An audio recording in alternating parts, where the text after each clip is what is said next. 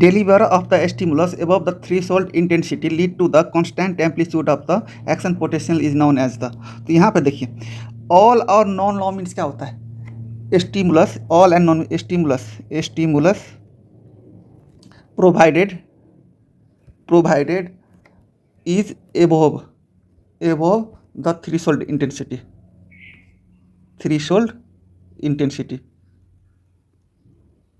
इसको क्या बोलते हैं, ऑल और नॉन लॉ। देखिए इलेक्ट्रॉनिक पोटेंशियल किसको बोलते हैं, ए नोडल करेंट प्रोड्यूसिंग हाइपरपोलराइजेशन, उसको क्या बोलते हैं, इलेक्ट्रॉनिक पोटेंशियल। वहीं पे देखिए रिलेटिव रिफ्रैक्टिव पीरियड में क्या होता है, रिलेटिव रिफ्रैक्टिव पीरियड में क्या होता है, स्ट्रॉन्ग स्टिमुलस होता है, और strong stimulus cause the excitability. वहीं पे देखिए एब्सोल्यूट रिफ्रैक्टिव पीरियड में क्या होता है, एब्सोल्यूट रिफ्रैक्टिव पीरियड में क्या होता है, नो स्टिमुलस नहीं होता है, no stimulus irrespective of strength will excite the nerve.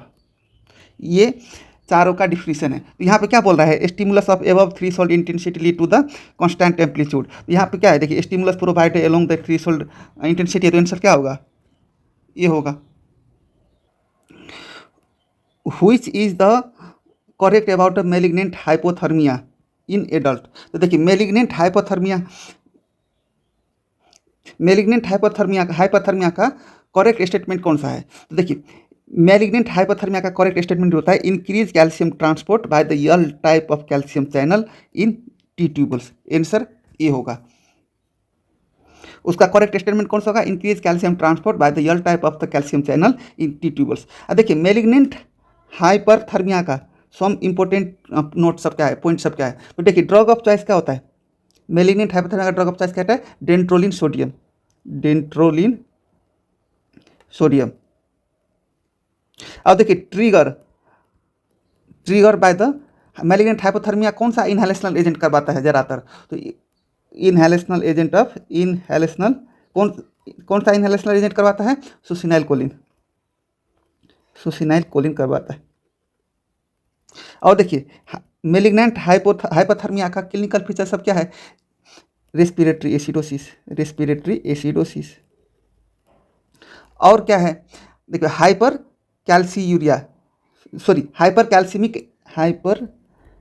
Calcemic and DIC disseminated intravascular coagulopathy. और क्या है, इंट्राऑपरेटिव हाइपरथर्मिया।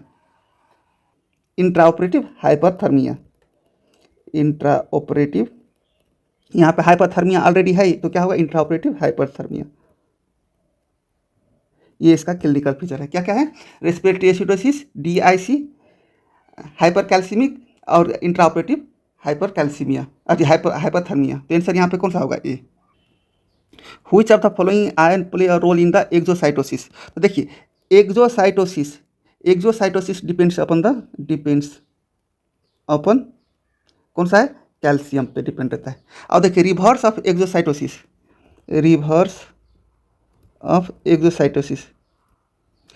उसको क्या बोलता है, इंडोसाइटोसिस। देखिए endocytosis is mediated by the क्लैथरिन।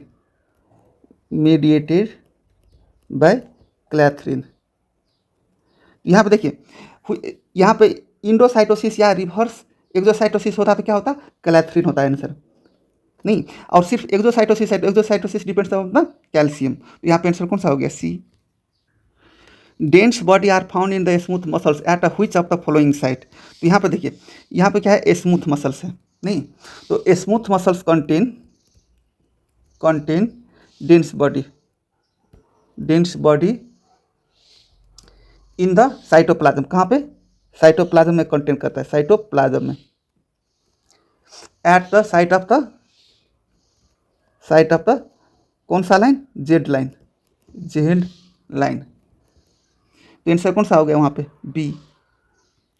Which of the following is not a molecular motor. तो देखिए मोलिकुलर मोटर कौन कौन सा होता है, मोलिकुलर मोटर कौन कौन सा है, देखिए डाइनिन, डाइनिन हो गया, मायोसिन हो गया, मायोसिन हो गया, और कौन सा हो गया, काइनिसिन, काइनिसिन। तो कौन सा है मोलिकुलर मोटर का कंपोनेंट नहीं है, डी, एक्टिन नहीं है, तो आंसर क्या होगा, डी।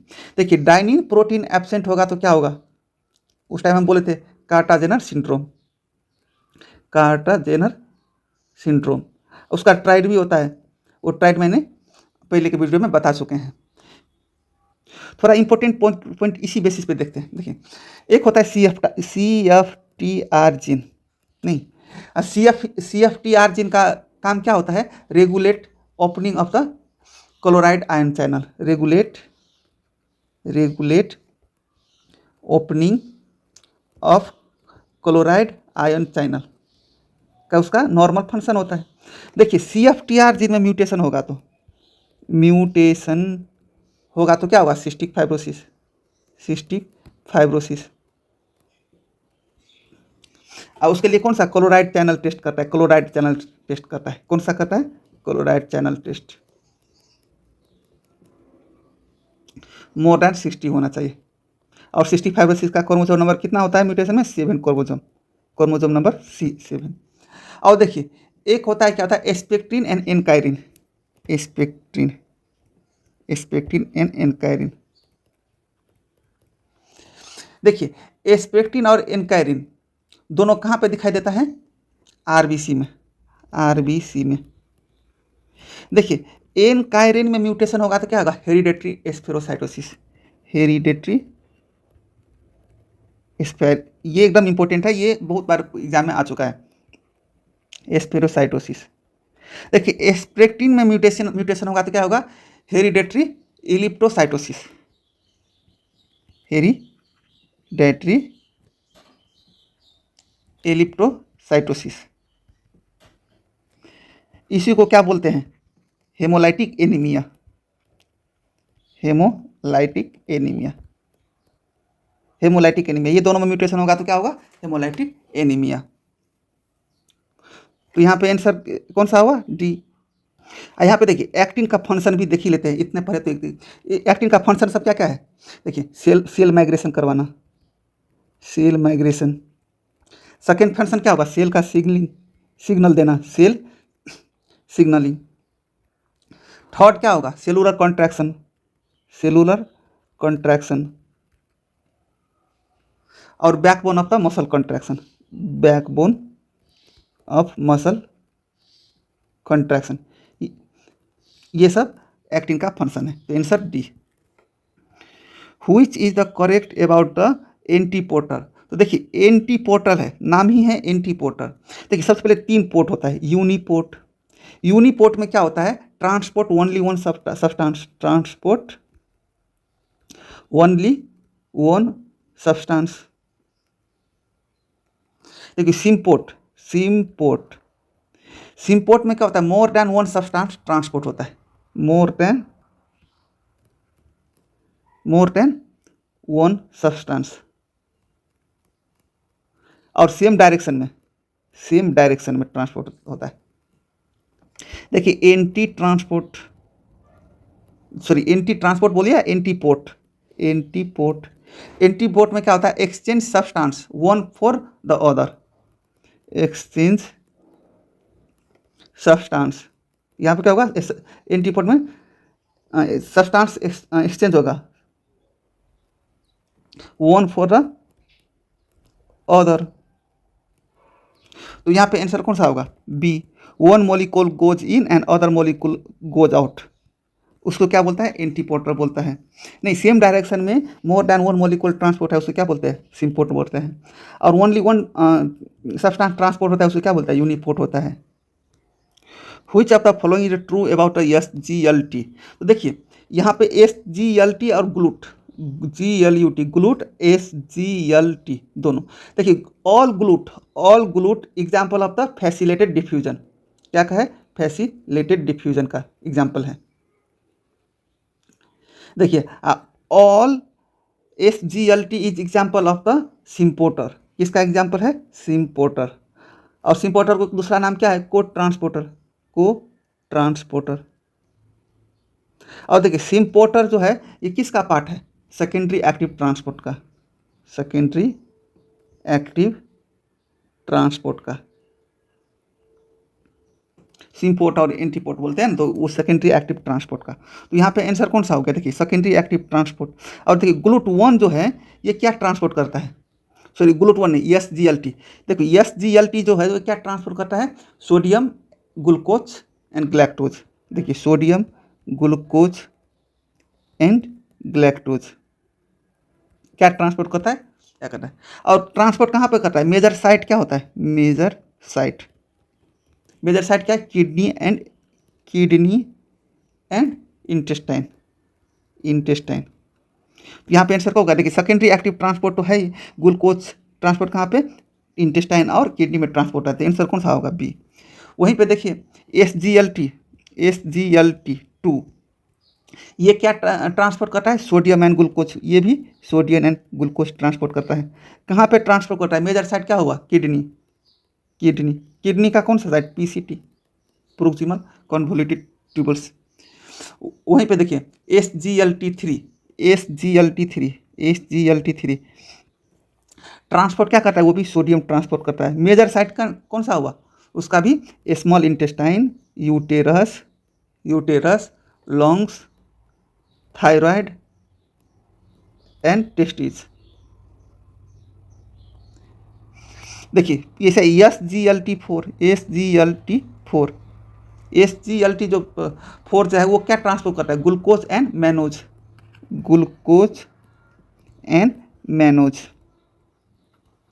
और कहाँ पे ट्रांसपोर्ट करता है? देखिए ये भी स्मॉल इंटेस्टाइन में ट्रांसफर करता है। किडनी में, लीवर, स्टोमक एंड लंग्स में ट्रांसपोर्ट करता है। कहाँ पे ट्रांसपोर्ट करता है? लंग्स में। इतना इंपॉर्टेंट है, इतना रखिएगा तो सॉल्व हो जाएगा। Which of the following has the maximum smooth muscle as compare to the wall thickness? तो देखिए मैक्सिमम स्मूथ मसल किस में रहता है? तो maximum smooth muscle terminal bronchioles में रहता है as compare to the wall thickness में। तो maximum smooth muscles present in the terminal bronchioles as compare to the wall thickness.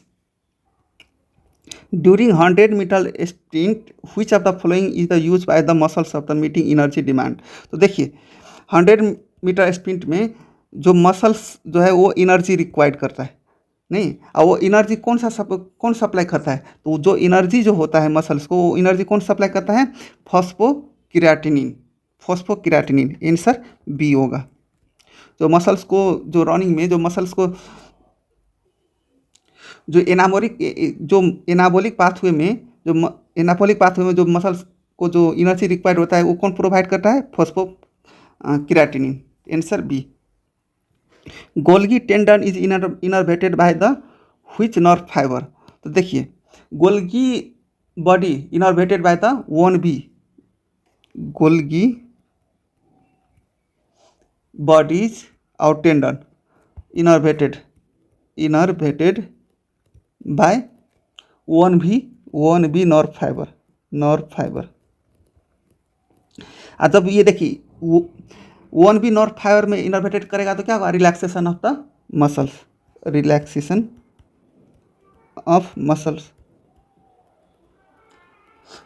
और देखिए रिलैक्सेशन ऑफ मसल्स होगा, उसी को क्या बोलते हैं? Inverse stretch reflex. हम पहले भी पढ़े थे। Inverse stretch reflex mediated by the Golgi tendon organ reflex meditate करवाता है, और उसका वर्क क्या होता है? Preventing muscles damage. अब देखिए इसमें ओवर स्ट्रेच होता है। तो बाकी कौन सा रह गया? Stretch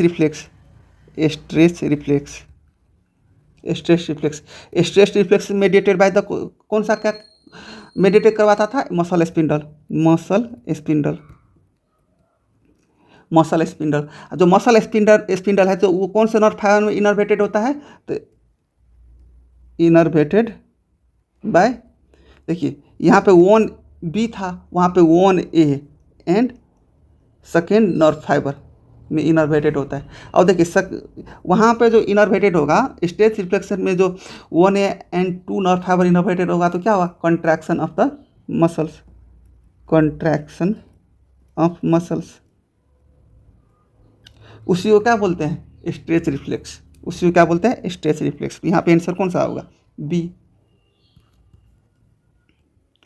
pen and temperature is carried by the, देखिए हम एक या निमोनिक्स बोले थे, यल टी याद रखिए, जहाँ पे टेम्परेचर होगा वहाँ पे पेन भी होगा, जहाँ पे टेम्परेचर होगा वहाँ पे पेन भी होगा। तो यल से क्या होगा, lateral spinothalamic tract, spinothalamic tract, spinothalamic tract. वहीं पे देखिए एक और निमोनिक्स क्या आप याद रखिए, ए से क्या हो गया, एंटेरियो स्पाइनोथैलेमिक ट्रैक्ट। पी से क्या हो गया, सी ए पी से क्या हो गया, देखिए सी से हो गया crude touch, crude touch. P से क्या हो गया, प्रेशर, प्रेशर। तो देखिए crude touch and pressure carried by the anterior spinothalamic tract, और pain and temperature carried by the lateral spinothalamic tract. बाकी जो कौन सा रह गया, देखिए क्रूड टच हो गया तो बाकी कौन सा रह गया, fine touch, fine touch. Pressure तो इंक्लूडेड हो गया नहीं, 2 पॉइंट डिस्क्रिमिनेशन, 2 पॉइंट डिस्क्रिमिनेशन। और क्या रह गया, वाइब्रेशन, वाइब्रेशन। ये तीनों carried by the which pathway, dorsal pathway, dorsal pathway. तो डोर्सल पाथवे कैरिड कौन कौन सा होता है, फाइन टच, 2 पॉइंट डिस्क्रिमिनेशन और वाइब्रेशन। तो यहाँ पे आंसर कौन सा हो गया, B. SGLT is located on, देखिए SGLT इज लोकेटेड ऑन कहाँ पे बोले थे, कहाँ पे बोले थे, kidney and intestine, kidney and intestine, intestine. वहीं पे 2 SGLT2 कहाँ पे बोले थे, किडनी में।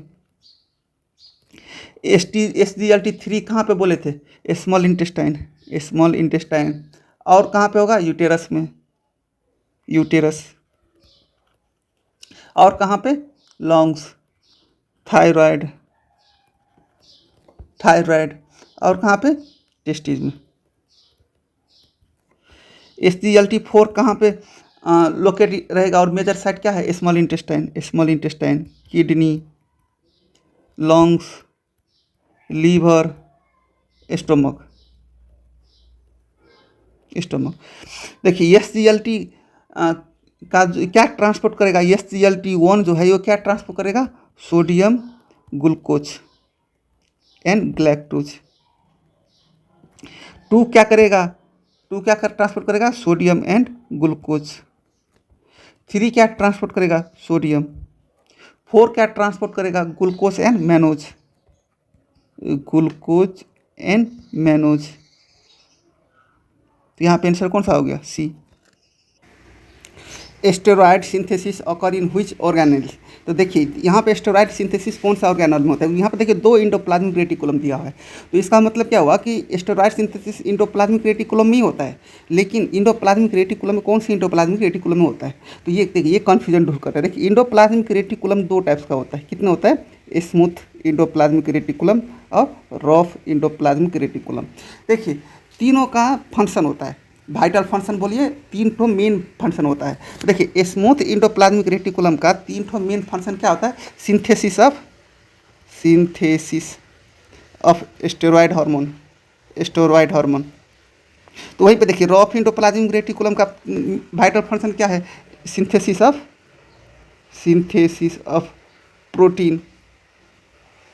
प्रोटीन सिंथेसिस किस में होता है, रफ इंडोप्लाज्मिक रेटिकुलम में।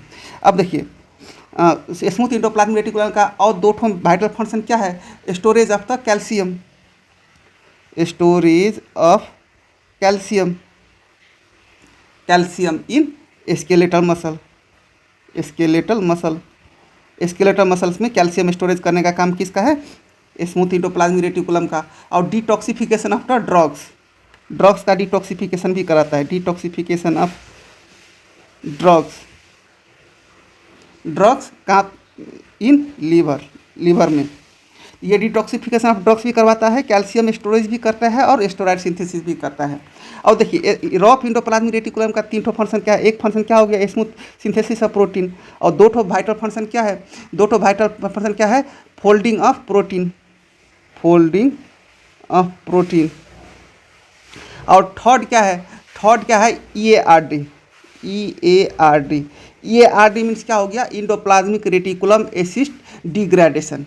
देखिए इंडोप्लाज्मिक रेटिकुलम एसिस्ट डिग्रेडेशन। देखिए ESRD इंपॉर्टेंट है। ESRD का काम क्या है, destruction of the toxic protein, destruction of toxic protein, toxic protein को डिस्ट्रक्शन कर देता है और मिसफोल्ड प्रोटीन को भी, मिसफोल्ड प्रोटीन को भी डिस्ट्रक्शन कर देता है, समझ गए। EARD का काम ये होता है। तो देखिए जब EARD एब्सेंट हो जाएगा, तो EARD एब्सेंट हो जाएगा तो कौन सा डिजीज लगता है, इम्पोर्टेंट है, प्रायोन डिजीज, प्रायोन डिजीज। और प्रायोन डिजीज क्या होता है, सीरियस होता है, फैटल होता है, फैटल डिजीज होता है। अब देखिए EARD एब्सेंट हो जाएगा तो एक और डिजीज होगा। देखो EARD एब्सेंट होगा तो ए बीटा एमोलाइड फॉर्मेशन होगा, एमोलाइड फॉर्मेशन होगा।